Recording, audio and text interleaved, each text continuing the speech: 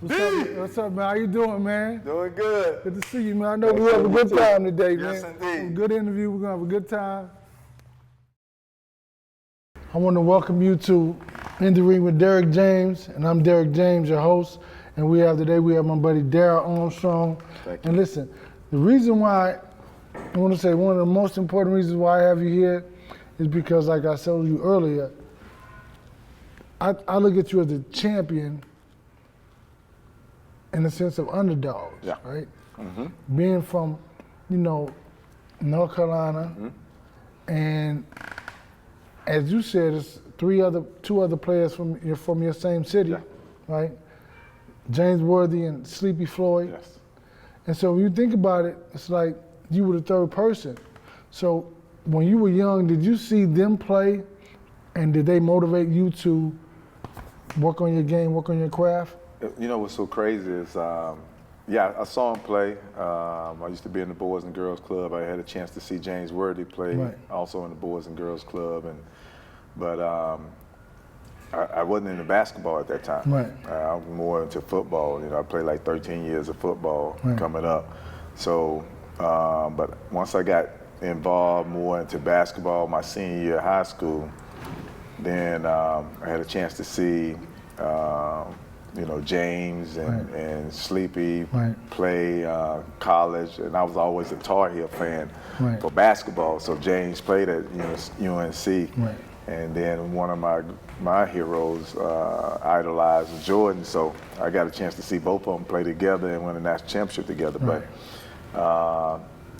seeing those guys come up and having a chance to also play against Sleepy once I got out of college in a little tournament in Gastonia, and I was really measuring myself against him, even though I know he probably wasn't playing hard defensively, but offensively he could, you're gonna play a little bit. But feeling that I could match up with him, I could match up with a lot of guys, or match up with guys in the NBA, just gave me confidence to push even more. That's dope, man. I think that, and talking to you, and really kind of just doing my research, right? And really, because even though I know you, but until you read, okay, what you did, how hard you fought, and what it took for you to get to where you are, right? And so tell me, even I'm going back to your high school, what was your recruiting like? Only because, you're a little big man. Yeah. And I'm not. You're not the size of the. No. That's what Sean Kemp used to call me. Okay.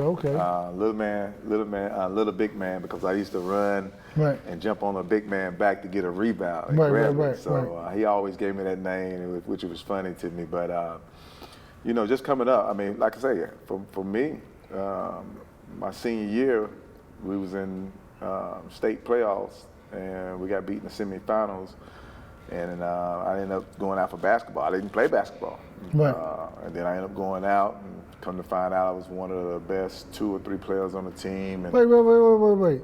So you saying you didn't play basketball? No, not till after we got put out of the state playoffs. And football? And football, and then. And what year was that? Your senior year? My senior year, yeah. My senior year. So obviously you were behind with the skill set, or you just playing ball in the city, in the hood? Just playing ball, pick up basketball, half court at the community centers, Boys and Girls Club, We had Urban Center, which was big, T.J. Jefferson.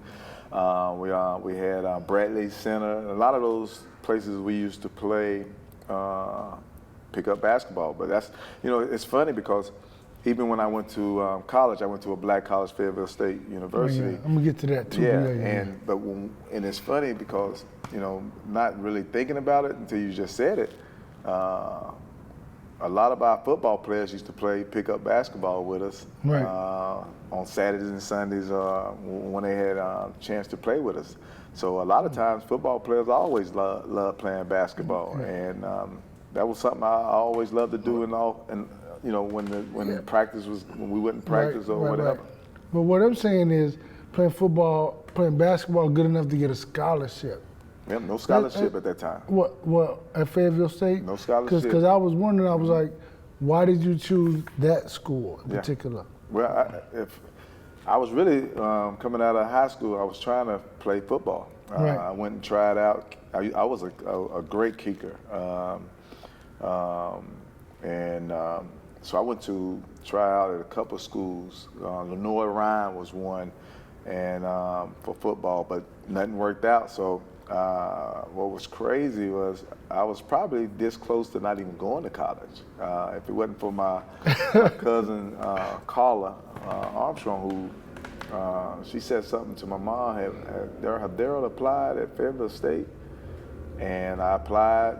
About 2 weeks later, I got the letter back that I got into Fayetteville State, and that's where I went to school. So you walked on as a basketball player? Walked on as a football player my first year. So you played football? Got there my first year, played football, set out my second year because I didn't know how to handle that black collar success and being by myself. And thank God, I always tell people, thank God to my oldest brother, my big brother, Melvin Armstrong, who I ain't gonna never forget that meeting we had. My first semester after my freshman year, I flunked every class but swimming, and I almost flunked that, and I was basically a certified lifeguard. If it wasn't for my brother having that meeting at that table with my mom, 'cause my mom was paying for school, and if it wasn't for my brother, and I gonna never forget that look he looked at me when my mom was like, I shouldn't even let you go back. And my brother looked over there at me and he said, Ma, he gonna do better. I promise you, he gonna do better. And if it wasn't for my big brother, I probably wouldn't even went back. So this is my question. So did he go to school with you? Y'all went to school together? No, none of my brothers went to college, but me. Man, so see, even this is what's funny, because even though while we start talking, you read up, but you can't read between lines. You can't read between the lines. You can't figure out. But when talking to you, like saying you never played basketball until you lost in the state championship football. Yeah, I always played pickup basketball. Pickup basketball. Then you go to Fayetteville State, you walk on, football team. Football team. So do you play basketball in college at all? Yeah, that same year, like I was saying, I was just having a good time. So they had, you know, especially at Black College, they got the intramurals. Oh my God, intramurals was jumping. Right. So nobody really still knew about me, and I was still growing as a person. I could play, but I still was under the radar. They had a jamboree that night for intramurals. Everybody played the first quarter or first half. And we was in a women's gym, and it was packed. Like, intramurals was packed. I was like, oh, man. You gotta show out. Yeah, you know. So this Q-Dog came down on me, man. He made a move where I was guessing, and I missed the ball. And this is how you get a little confidence, and I was getting, you know, still gaining confidence without even knowing. And I missed the ball, and the crowd went crazy because he made a layup. They went crazy. About two or three plays later, he came down and tried to do that same move, and I picked him off at half court. And I read him right, and I took 2 dribbles and cuff dumped and threw that thing down. And I looked up, everybody was on campus. Everybody was on the floor, just going crazy, like, oh my God. And my nickname was Sky from basketball from high school. But after that, you know, like I said, I had to sit out my second year, my third year, fourth and fifth years when I started picking it up. And I finally got a scholarship from one of my coaches. Matter of fact, I played with the intramural director who was directing the intramurals that first year. He became my interim coach my first year at Fayetteville State of playing basketball, and which was my third year. And he brought me on.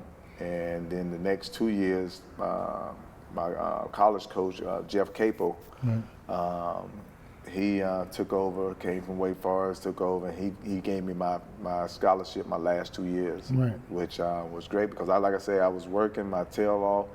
Finally, my mom didn't have to pay no money for me to go to school, and it just took off from there, and I just continued to get confidence. I mean, because see, I told you that I was excited to, interview you, right?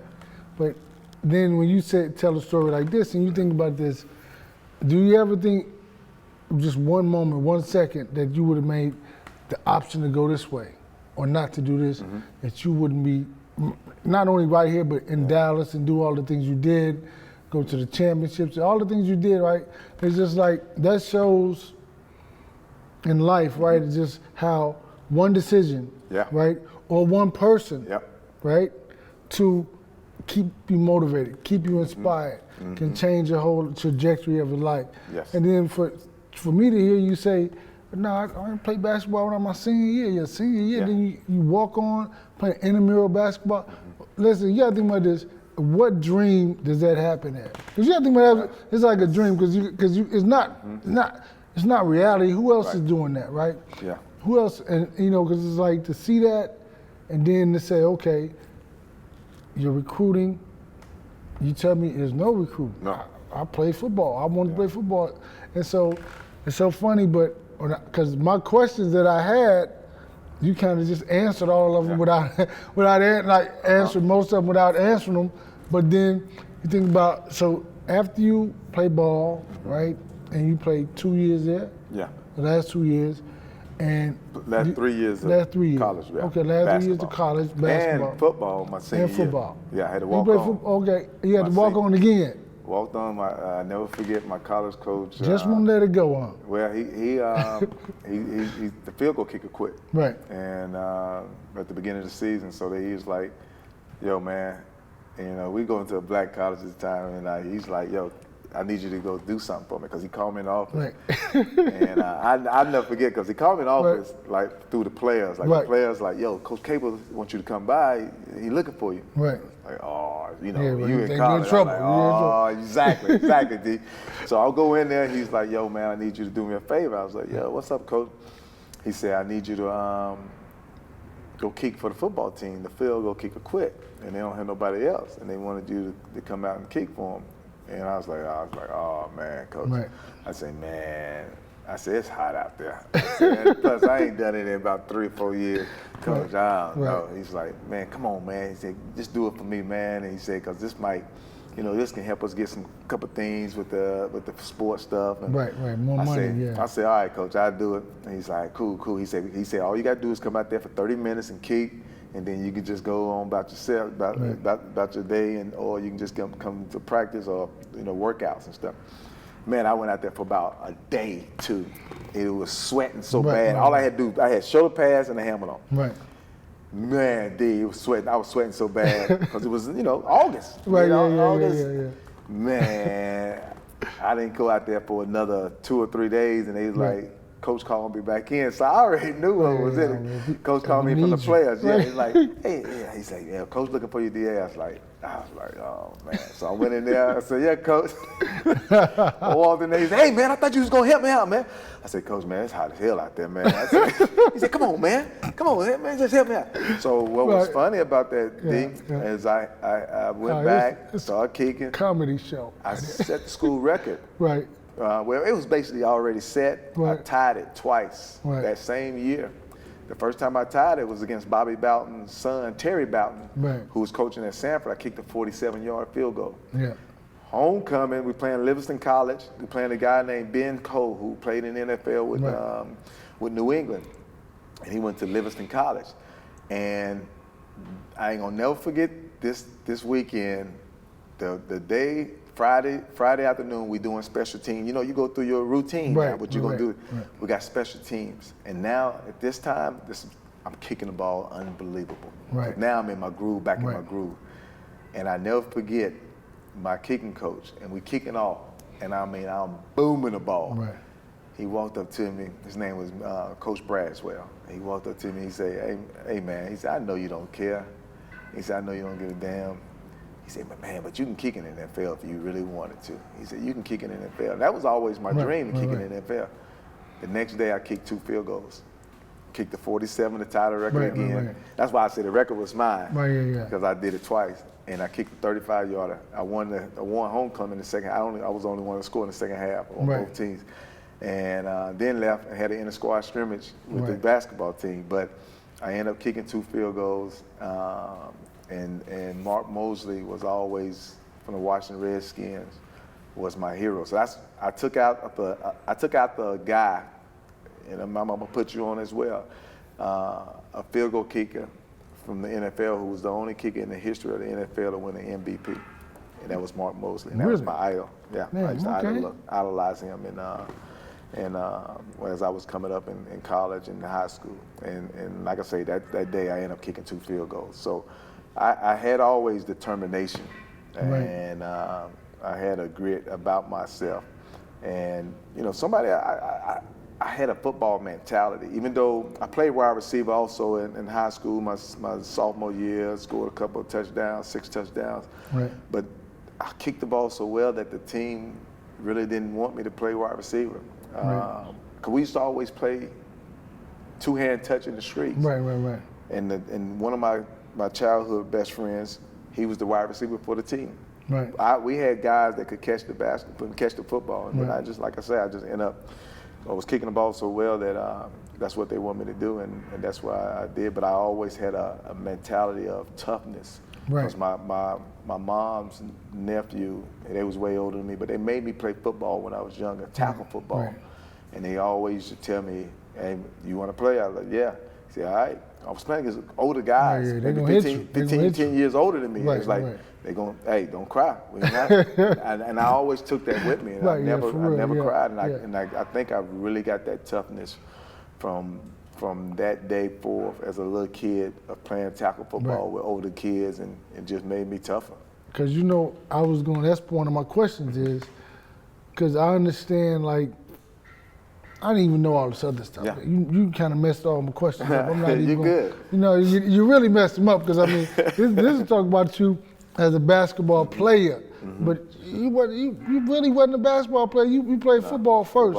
Obviously, your first love, but it's like, when I sit up and listen to you, it was like you was going back, like, man, that's your love right there. I can see it, right? But it's like, man, because my question was gonna be, and I do have a question, is when was it, and you just told me, when was it that you knew you had the dog? And I think that, because if you think about it, that throw-up tackle football, right, gave you the mental toughness and fortitude it took to be successful in anything that you did. Because obviously you were an athlete, and obviously that you said, I'm gonna do it. You make your mind up, you're gonna do it. But I think there's not only that you made your mind up, I think that you did the work to be successful and be able to do it.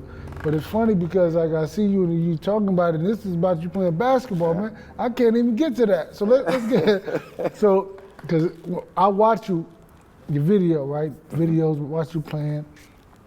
And like I'll go back, like I just told you so earlier, when we went to the fight recently in New York, and you all went to the fight, and I'm looking for you, because I've seen you years ago on the sidelines with the Mavericks, and I'm thinking, like, but from afar, everybody look tall, right?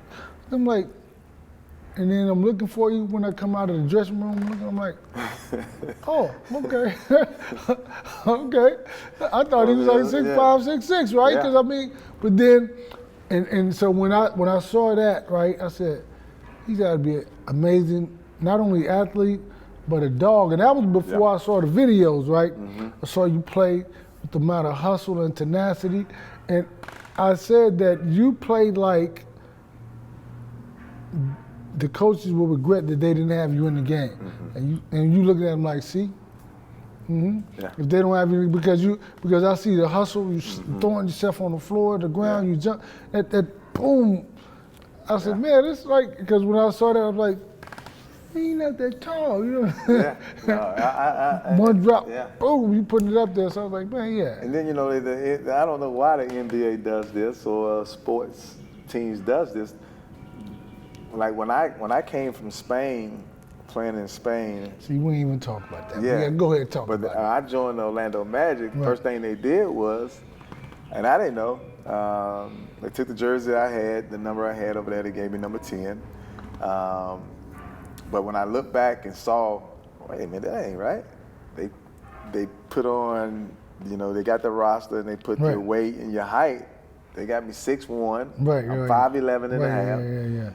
And then they got me at 180 pounds. Right.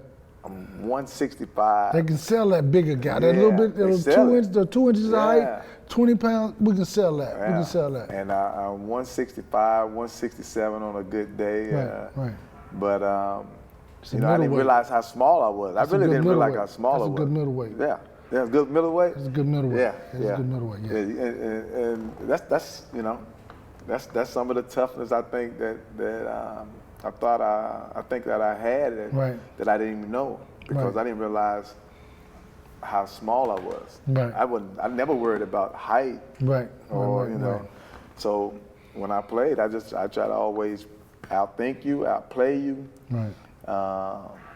I wanted to be spectacular. Right. I saw that. I saw that I see it in I wanted to get on the floor for the ball. I wanted to take charges, and I did all those things.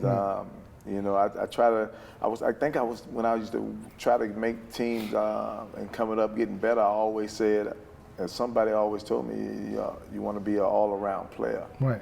And it always stuck with me, and that I want to do all those little things, because some guys, some guys don't even know how to take charges. Right. You know, even in the NBA now, they don't know how to take. They take the full charge. I was taught from my high school coach, which I didn't know who coached at Carolina when he went to Carolina. He was Roy Williams' assistant coach, student assistant coach, when Roy Williams coached JV. Right. And before he went to Kansas and then came back to Carolina. So, but he was teaching me, he taught the guards and the bigs how to take charges. So how did you get involved in that? Being a football player, but they had a trial. He was letting guys come out. It was the strangest things. Watch this, because like you're saying, you was talking about earlier how I could have went this way and not maybe being in the situation I'm in now. Right. So when I tried out, I never forget. Coach Coach started saying a speech, and he was like, we're not gonna be a big tall team. We don't have a lot of height. We only got one person that can dunk. Now, mind you, I'm not on the team at the time. I'm trying out, and then the guys was like, no, one Coach. person that can dunk. We got two. And Coach was like, who? He said, Darrell. And Coach, I can see Coach expression like, he's not on the team, you know. He ain't on the team. He probably won't be on the team. So I'll go through tryouts for 1 or 2 days, whatever it was, and the season had already started. They like in 3 or 4 games already into the season. They just needed some help. Right. So now the football team, guys who played on the basketball team, can come now and play on the basketball. And they know some guys was already on the team. And then now, like I said, he gave me, which I thank God for this, he gave me an opportunity to try out. And his name's Coach Shepard. He's still coaching in high school down there. I think he's at Belmont High School. And I'll never forget, he came to my classroom. And he asked the teacher, can I talk to Darrell real quick? He's like, yeah. So he took me outside, and I never forget. He asked me, he said, look, he said, you know, I liked some of the stuff that you did and how you worked and practiced. He said, you're not going to get much playing time, but he said, it's up to you. You're not going to play a lot. You can help us out in practice, but you can be on the team of a 13-man team and be the 13th man on a 13-man team. And I was like, he's like, it's your choice if you want to do it. If not, it's cool. I understand. And I told Coach, I said, thank you, Coach. I love to be 13 man on 13 man. I was one of the 2 or 3 best players on the team that year to finish it off. Never forget, senior year, scored 14 points. My first start, scored 14 points. I got one of my first dunkers against my first cousin, who played at a high school in Charlotte, and I ended up getting an and-1 dunk. And it was all on TV, so on the news, you know, you have your high schools. I come back to school, everybody going crazy. That's how I got the nickname Sky. And but from there, he ended up letting me be the 13th man on a 13-man team. And I always appreciate that. Small little opportunities. You just never know what opportunity you have. And from there, look at that. And I end up playing basketball for the rest of the year, and then go to college and the intramural. By him seeing me playing intramural basketball, he gets the interim job. He grabs me and gives me the starting point guard position. That's crazy. And So, you know, you never know. And I always tell my kids for basketball camps, especially when I used to do them in Orlando, is that you never know who's watching you. Right. And always take advantage of your opportunity, because it can be one time, or what's the song? One shining moment. You never know. One shining moment, you're right. And it can pop up on you. And that's for me has been an opportunity to get a chance to play on high school level, college level. That's crazy. So I can't even get into my overseas. How long did you play over there? 2 years overseas. 2 years overseas. Mm-hmm. Then you come back. Now you playing with Orlando, and you really was like you try out. We talked about it. You said you tried out, but they bring you on the team like maybe you'll be the 15th man, 16th, 15th man on the squad. So they always bring you in like that. That's why I say you're the champion underdog. Only because I'm gonna walk in the room like this, but I'm gonna walk out the room like that, a champion. I'm gonna walk out of the room. You make noise. That's right. You make noise without even have to tell people. Tell people what you're gonna do. And you know, even with overseas, which was crazy is, I played in Cyprus, Greece. Right. Without even knowing, this was one of my only options at the time. I played for $36,000 that whole year. Right. 8 months, $36,000. Played for Cyprus, Greece, without even knowing I was playing for one of the. And you can look this up. There's only been 3 players in the history of college basketball to average 40 points, and he averaged 40 points without a three-pointer in college at Ole Miss. Was Johnny Newman. He's passed now, but Johnny Newman, the white Johnny Newman, it's a black Johnny Newman, also played in the NBA too. Right. And Johnny played in the NBA as well with the Lakers and a couple of teams with Memphis as a what was it? Not the NBA, it was the other one. ABA. Okay, yeah. And he was my coach over there, and he was coaching in Greece. And this is how crazy things happen. I always used to feel like God had me on a pattern. Right. This is the road you're gonna be on. This is what God got you on. And Johnny was supposed to be coaching still in Greece, Athens, Greece, the big league. Right. Him and his wife was trying to have a baby, and the technology there in Athens wasn't like the technology in Cyprus, Greece. Right. So he came and coached in Cyprus, Greece for a year or two, and his first year, he ended up getting me to come over. And I came over and I played, but make it even crazier the story. He was wanting a tape on me, and he didn't have no tape. Right, yeah. And I was playing in the USBL. How about he get a tape from the same guy, one of the guys he was trying to pick, and I was on that tape playing against the guy. So it was another dude's video. It's another dude's video. Damn, hold on, wait a minute. Who was that? And he still had the video when I came over there. We watched the video. Right. John Lucas was the head coach. It was USBL. It was his rehab team. Right. Richard Dumas played on that team. He played in the NBA. A lot of guys, Roy Tarplett, but this kid played on that team, and we played at Florida Atlanta or Florida International. I forgot which one it was, and he sent the tape over for himself, but he had like 25 or something. I had 36, 39 or something like that. And that's how he ended up seeing me. Damn, because he wanted a tape and I didn't have nothing. Right. And that's how he ended up seeing me. That's little things. Yeah, listen, you think about, but at the same time though, what you notice in life, and like, see, I'm gonna take you on my tour with my kids. You know, I have a foundation, right? Oh, yeah.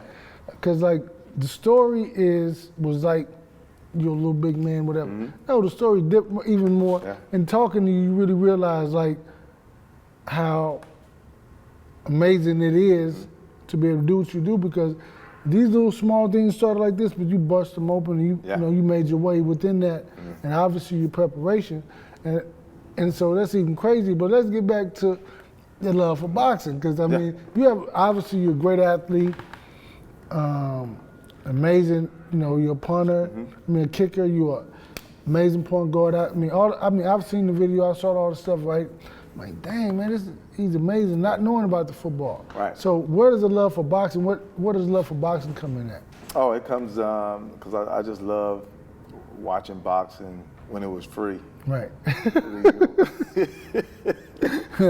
You stated when it was free. When it was free, Right. you can watch it. You can watch all the big fights. Right. The Muhammad Ali's on ABC. Right. And things like that. And but I always fell in love with Ali. I don't know, it was his swagger. Right. But I just fell in love with him, and I used to watch always boxing matches from there.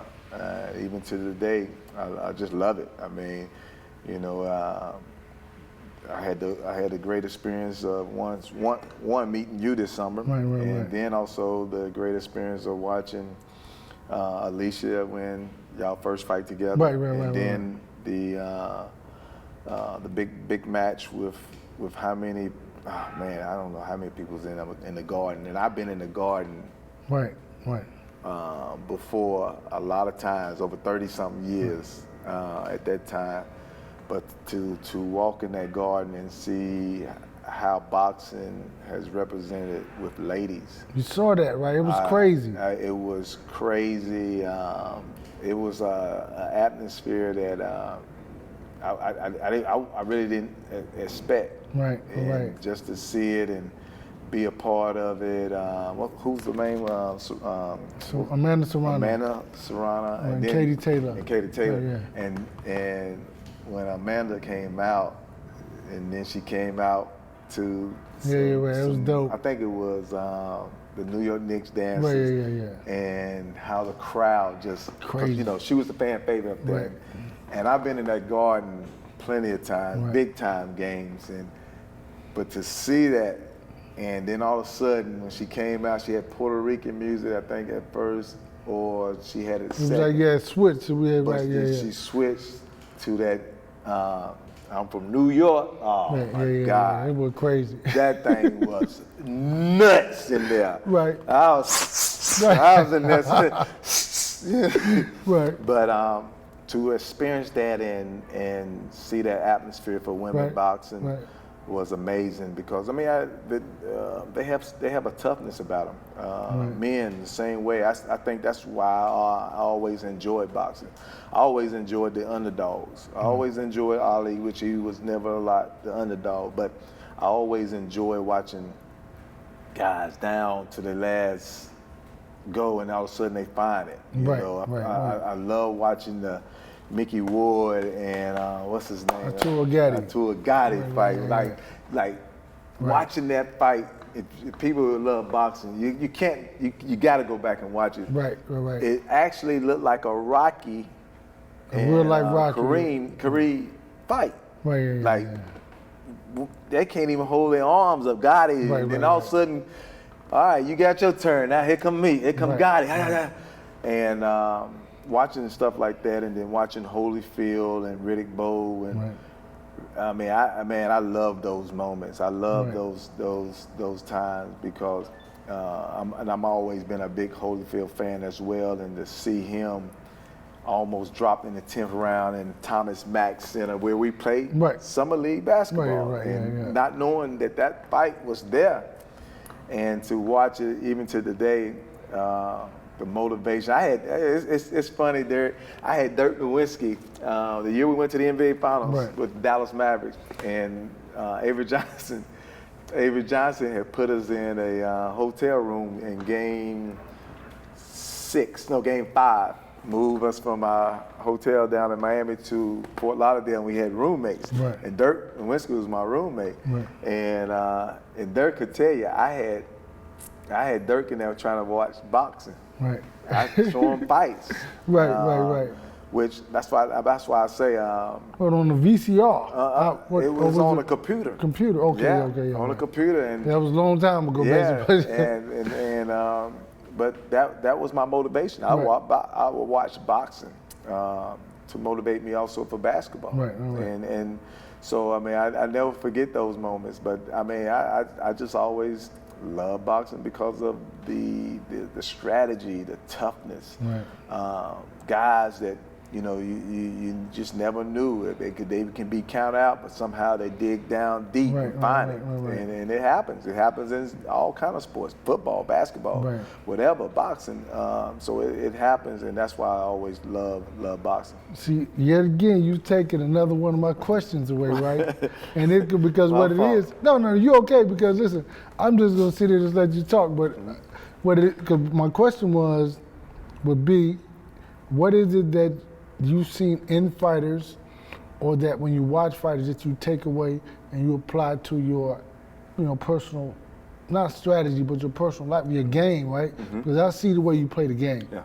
I see how hard you play the game.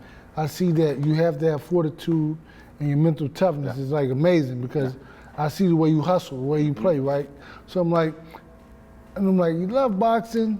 How do those two things work hand in hand? Just what you said, the mental toughness, right?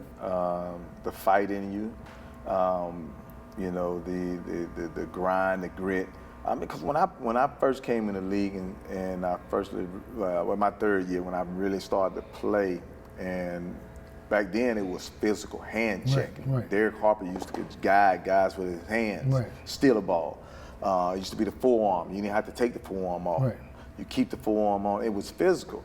So when I first came in, I thought, you know, these guys gonna try to post me up. I already know. Right. Yeah. And I used to tell people, especially after I watched Nutty Professor, when Grandma said, "You walk over here, but you're gonna limp back." Like, come on, Cletus, you going. And I took that approach. I had to take that approach of being tough. Because these guys back in the day, if they knew they can score on you or you was a mismatch, we used to call milking the cow. And they're gonna keep coming over. So you come down, back down. Right. If we scored, go right back to it. It's no call, go right back to it. Right. And I had to learn how to play post-up defense. I'm not gonna let you just come down here and post me up. Right. And so I would learn a lot of other things. I would learn, you know what? I know they're gonna post me up. I'm not gonna let superstars or guys come down and just get in their spot. Right. I'm gonna meet you halfway. We're gonna bump and grind. Right. So before you get there, cut you off, man. Yeah. I'm not, by the time you take the shot, you're not gonna be in your sweet spot. Right. You're gonna be outside your sweet spot. And that was my mentality and my toughness was, we're gonna fight down here. It ain't gonna. I told you I was seriously about that, Grandma. So you actually are. You take the fortitude and that focus of a fighter. I mean, I guess like you said, you got Dirk and y'all game 5. Y'all probably should be studying videos on who you checking.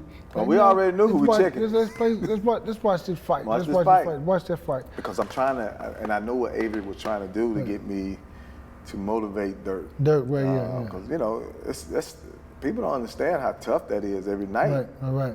Guys, for Dirk, the defense he's got to see. Right. Same thing like with Kyrie. They see defenses. They don't see 10 to 25 different type of defense coming at them. And so, and Miami was what at that time? There was a Pat Riley team that what Pat was about. That's grind. That's tough. That's toughness, right? From the Lakers, from all of them. And so I knew what Avery was trying to do when he put me in that room to motivate Dirk, you know. But I watch boxing because it motivates me. Because at the same time, I'm still waiting. Hey, Dirk, I'm still working for. Hey, Avery, call my number. Yeah. You know what I'm saying? So, but that was the thing for me. What boxing did for me was it brought that toughness and that desire. Because you know, you got to think, man. You throwing punches and you getting hit. Right. Can you sustain that? True. Can you sustain that?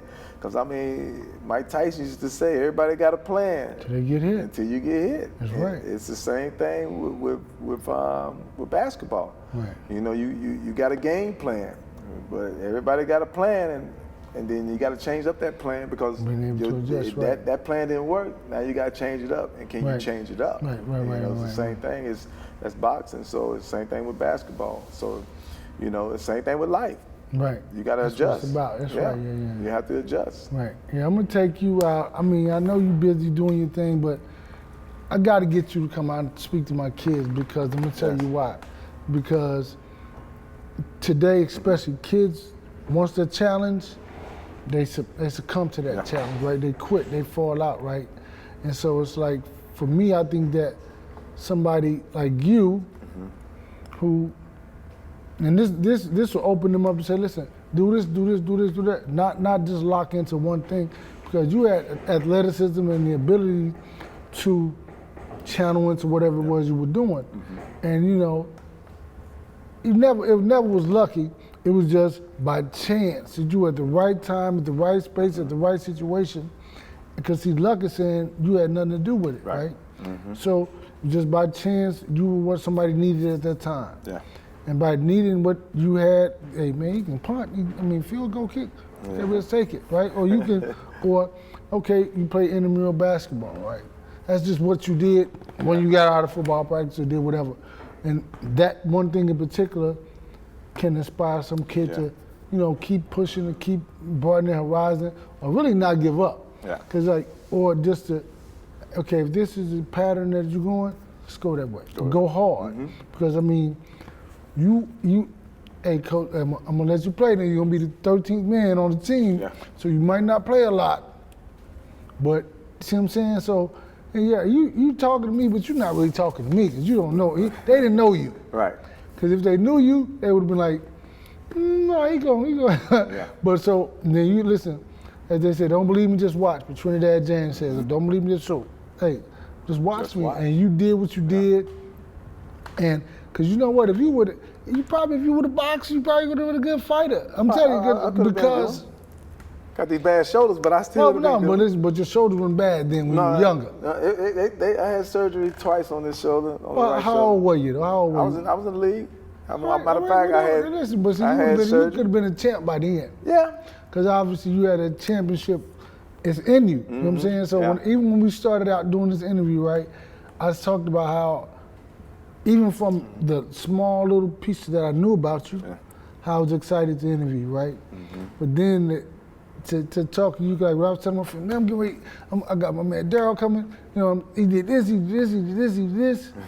And we didn't talk about 6 Man of the Year. We didn't get to talk about. And guess what that came off of? What is that? Off of shoulder surgery. Came off that's that fortitude, that's that toughness, that's that dog, right? Yeah. And so we didn't even get to talk about that. Being 6 Man of the Year, and then, you know, most improved player of the year the same year. So you think about doing stuff like that, man, and being able to, and your story, think about it, your story was amazing without even saying that. Because really, like, you know, I like to have like life stories that could impact somebody, right? Yeah. Okay, you like boxing, but so much about fortitude, and we talk about fortitude, I mentioned a lot, so much about having the endurance and the will to push on. It's like I was talking to my buddy today, and it's like you breaking through a wall, and you don't know how much further you have to go. Because you could have just a little, you know, and they quit. But this story that you have says, man, listen, try it.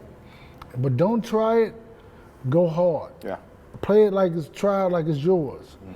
And that's what gets you to where you are. Yeah. But now we come to the point where it's time to make a choice. Do you ask me a question or do you do the boxing? Because have you ever boxed before? Never boxed. So what we're gonna do is I'm gonna do a little boxing workout, but it'll be more about the technique, the skill set, the love. So then listen, we're gonna have you over down here every day now. Get you throwing your punch, and the reason why you throw the jab out and you got the defense up. Listen, so we're not expecting Sugar Ray Leonard. Right. But listen, but with the type of person you are, hey man, he in there. Yeah, but it also helps me to even understand strategy of boxing even more no doubt, when I watch it fight. Right. That's right. That's what this program is about, right? Yeah. To really get to know my guests, but not only that, or know why my guests love boxing, right? But at the same time, to teach fans, right? And to teach people who watch boxing, the more to let them see, like, you see this, but you need to be looking in there. Right. Because that's where you're gonna really find out and learn. So for me, it's to like teach you how to work on the inside and your hands and why you do this and why you do that. So yeah, let's go. All right, let's get it. All right. Just a little bit, like right here. You know, turn it more that way. Okay. You're gonna be on the balls of that foot. So up a little bit. But the body gonna be stationary like this. So basically it's like you're playing D, but you boxing, right? Okay. So hands up. This is my protection? This is your, right here, yeah. Okay. Just like that. So this is what you're gonna always keep up because you can do that. If I throw a jab, you're gonna block it. Right. If I throw a hook, you're gonna boop, boop. So like this. So me the one, I'm gonna block it like this? No, you're gonna open it like this. Just like that, I'm gonna block it like that, okay. Then if I throw a hook, you're gonna just throw it like that, just like that, Yeah, okay. And then because you want, the way you get the power, a lot of guys are like this, but they think about this only throwing their arm punch. But when you hear that rotation, that's how the power goes like that. So your hands here, just like this. Chin down a little bit, bring it back right there. Because you want to have it here, so you can see over it. Oh, so okay. That's right. So from here, I shoot my right hand, I'm gonna block it, hook, block it, react to that, yeah. So go again one more time. So if I shoot my more, bring it right there, more. Okay. If I shoot my jab, the most important punch that I have in my arsenal is the jab because the jab is the fastest punch I can throw. It's the easiest punch I can throw, but it's the hardest punch to block because you can time, you can feint with it, you can do a lot of stuff with it. But the jab is so important because the jab has 4 or 5 different jobs. The jab job is to blind you, right? The jab job is to create distance. And kind of like control my distance. The jab job is also to set up my punches to keep me on balance, and really it's to keep you busy and occupied. But the number one job it is to keep this, to do this, because by the time you do this, I'm here, I can move a step or wherever else, right? So that's the jab's most important job. So when you shooting that jab out, just like, think about this, like this is where it's at right here. So so what you think about, this is your defense. That distance, you can see anything I'm throwing, right? So that's what this is about. And you shoot that jab right there, and then this jab is gonna line you up, that right hand's gonna come boom, just like that, Step, 1, 2, good. 2, keep that back foot on the ground, 2, there we go. 1. That's right, the key element is to rotate. That's how you shift in that power, all that power, pow, bam, bam, bam. So we're gonna finish with this, because I mean, I don't wanna, you know. You know my shoulders are burning already. I know, I listen. So, and the thing about it was, to be honest though, this was a pleasure. I'm being honest. I mean, like, you know, I appreciate listen, that. man, it was so great to talk to you. Cause listen, I got you on the show, but I really talking to you. Hey, man, those kids would be totally inspired. You gotta think about this. You could be talking to the one who just right close to getting ready to give up. No, for real. Talking to the one who's like, man, do it all. Do it all, cause see.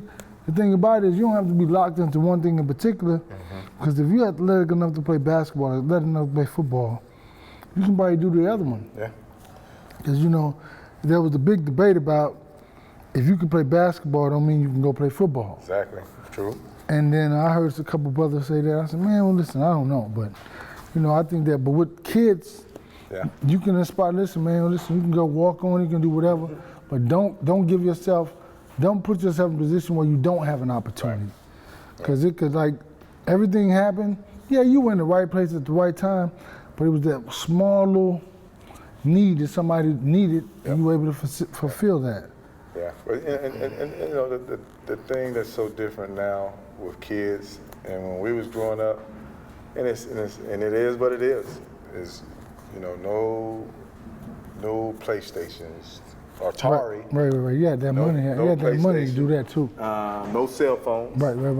And what you had to do, you had to play in the streets. Right, outside every day. You had to play outside. That's right, So that's one thing. It is different for kids today because now technology has just took over kids. Right. Desire to go outside. Desire to go outside. Right. You know, like I say, we used to play two-hand touch all the time, tackle football. In the street. That's what they don't understand. I was talking to my boy, I said, man, I said, y'all remember we would go to middle school and go to school. Every day before school started, we playing throw up tackle. You're playing before school. Throw up tackle. At school. Throw up tackle.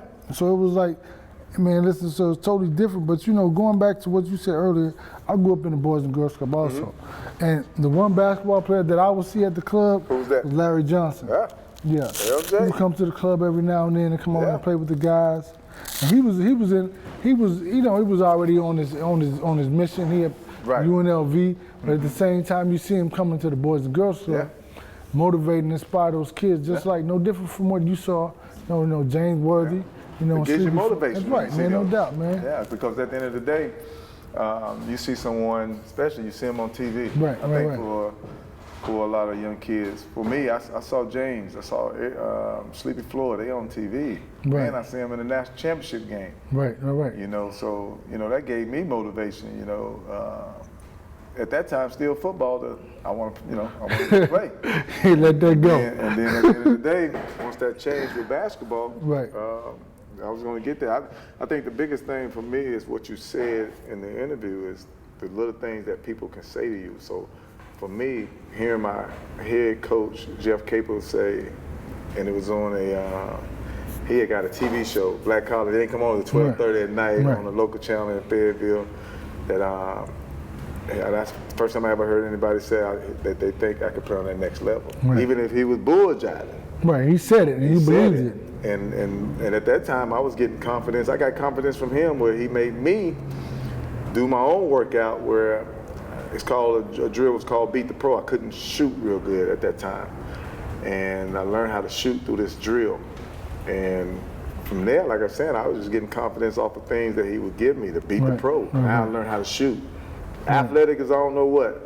And couldn't shoot the basketball consistently. Right. Then I learned how to shoot. My senior year, it was on. And then to hear him say he thought I could make it to the next level, that just took me to another level. And Somebody believed in you, right? Yeah, and my mental, it took me to another level where, I'm not gonna quit. I got cut.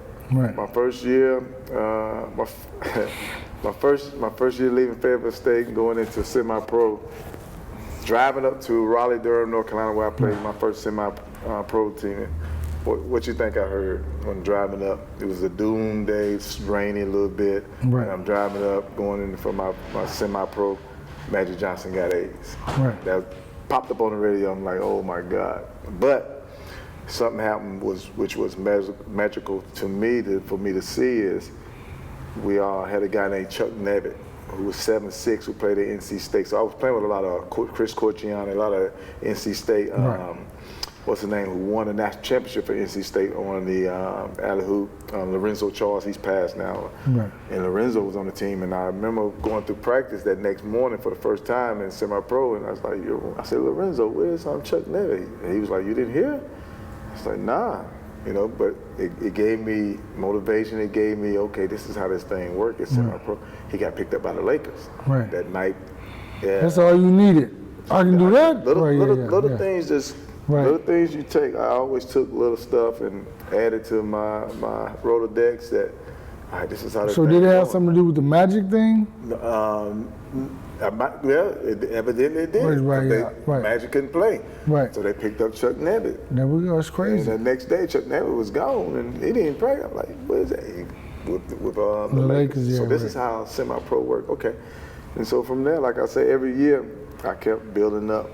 I mean, I even had to stop one year and work so you didn't get this one in the yarn factory. I worked at a yarn factory, cooking yarn, unpacking it, put it in a big old barn, cook it, take it out, repack it, reload it, boom, set it back. And then I couldn't get a job. And then after that, I got back to the USBL and my shit just took off. Because you realized that if I get this chance, I gotta go. Because I didn't have another team I could go to. Semi-pro, I went to I got cut from the CBA in New York. Came home, I'll never forget, Georgia was having all kind of tornadoes that day. And another team wanted me to come up, another league wanted me to come up, and I was driving through all this crazy stuff. And I got up there, tore the league, I was tearing the league up. The league folded. In about 3 weeks, the league folded. And couldn't get another job, so I ended up going to the yarn factory. And after that yarn factory, it took off, man, everything took off, boom, boom, boom. Played, like I said, I played for $36,000 in Cypress, Greece, which that usually don't happen. When you play in there, it doesn't happen. But at the end of the day, confidence. We ended up beating Israeli team, which they was trying to get me. After one game, I had 38. My first game over there, we played the Israeli team. They had First game? First game, I had 38. First time overseas, ever been going out of the country. We played 5 Americans that was had nationalities and changed their citizenship over to Israeli. Right. We basically beat a American team, and we beat them. We had 38 in Cyprus, 39 in Israel. And we stayed at King Solomon Hotel, one of the most beautiful hotels. And I had people sending me stuff through room service, ice cream, cake. Right. His teams wanting to try to get me. Right. And the next day I scored 38. I 39 first one, 38 next night. And I never forget, my coach was like, yo, he knew what was going on. And he was like, yo, we've been honest, we've been loyal to you. I was like, Coach, I ain't going nowhere, man. Right. I'm here. But yo, that's how my whole career started. And then, like I said, I just kept picking up confidence. We played a big school, a big team, Athens, Greece, Panathinaiko, I want to say it. And I had these kids. I got pictures. These cats made me look like a little man, little people. Right, yeah. Made me look that small. Had 36 on them at our place, but they ended up beating us. And then we had to go to their place the next week, and I had like 43. And this is one of the big teams over in Athens. And then the next 3 years, I was in the NBA. Right, that's crazy. Years. Yeah, so like I said, the story is so crazy because of, man, that's a movie. Especially playing overseas. That's some of the craziest stuff you'll ever see. Right. Over there, so. There are a lot of fights over there, so yeah. Oh man, and then we had a coach, and we played, my first year in Cyprus, Greece, we played the rivalry team, and our fans was taking the metal off the windows that adjusted and was throwing it at each other. So we ended up having to play the remainder of the season with no fans. They did too, with no fans at home. The fans could come on the road unless they was playing us. Right. So we ended up playing them like last 15 games of the season, no fans. Die hard. They was like no fans. It was like in London with the soccer. Yeah. Oh no. It was crazy about the ones in London. Soccer, they from another neighborhood in the city, and they don't get along. They are crazy and passionate, and that's when I learned that soccer was the #1 sport in the world. In the world, I used to think American football was the #1 sport. Not even close. Not even close. Right. And especially playing in Spain, where the league I was in was ACB. That's also the league. That's the team, the league that Luka came out of. Right. Sabonis, Sabonis played in. Both of them played in Real Madrid, and they soccer team pay for everything. They soccer team play for whatever the basketball team is getting. Really, but you know how they get. You know how they get paid over there. Oh, Barcelona, they was in the league. Barcelona, man. That's when I was like, yo, this is crap. I'll never forget, we flew into Barcelona. They had a soccer game at night. And we was playing them at the basketball stadium right there.